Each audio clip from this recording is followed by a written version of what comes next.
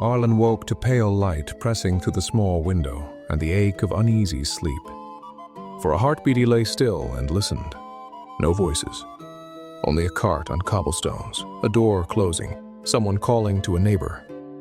The memory of last night came back in pieces.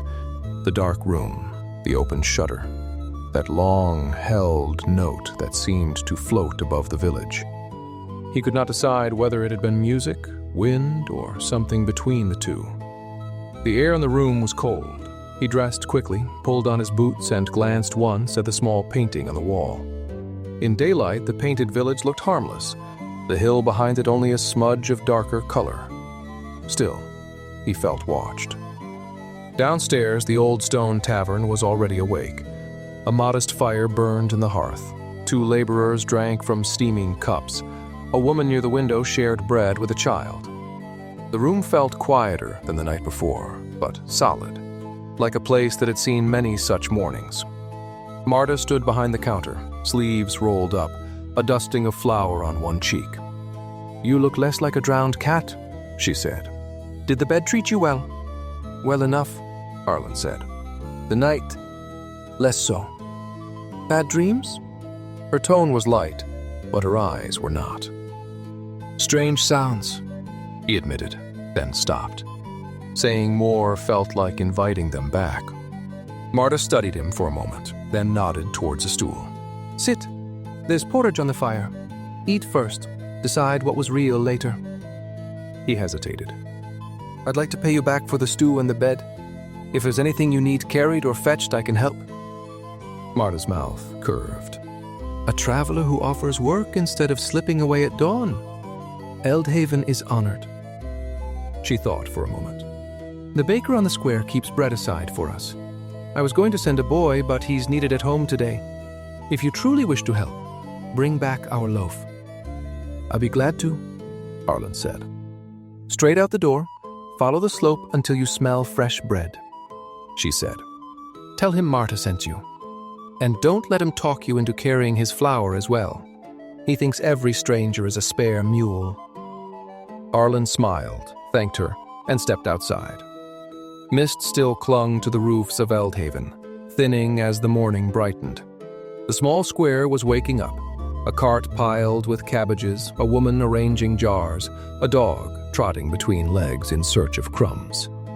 The smell of warm bread led him to a low stall at the edge of the square. He joined the short line, shifting his weight, feeling almost foolish for how intently he listened for distant singing. Nothing. Only trade and talk. When his turn came, he gave Marta's name. The baker handed over a heavy cloth sack without ceremony. The weight of it settled comfortably on Arlen's shoulder. He turned to leave and almost walked past the old man on the wall.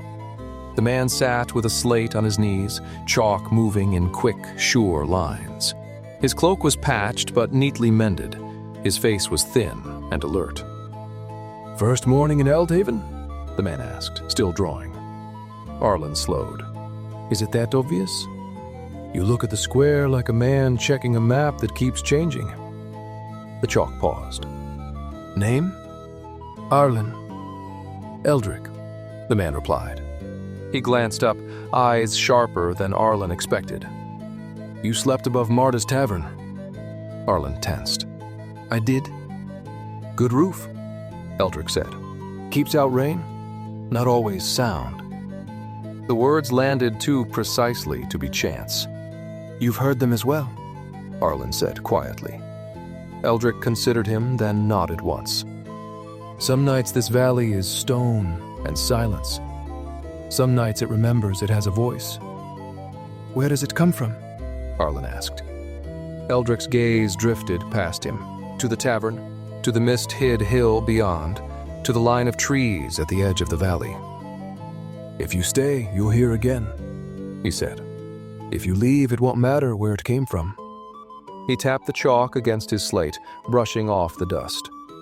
"Take Marta her bread, Arlen. She values warm loaves and warm hands more than cold riddles." The old man slid from the wall and walked away, cloak disappearing into the thinning fog. Arlen watched him go, the sack suddenly heavier. The knight's voices no longer felt like the tale of a dream. They felt like a door half opened. He turned back toward the Old Stone Tavern, where porridge, firelight, and Marta's raised eyebrow were waiting. Along with questions the village was clearly in no hurry to answer.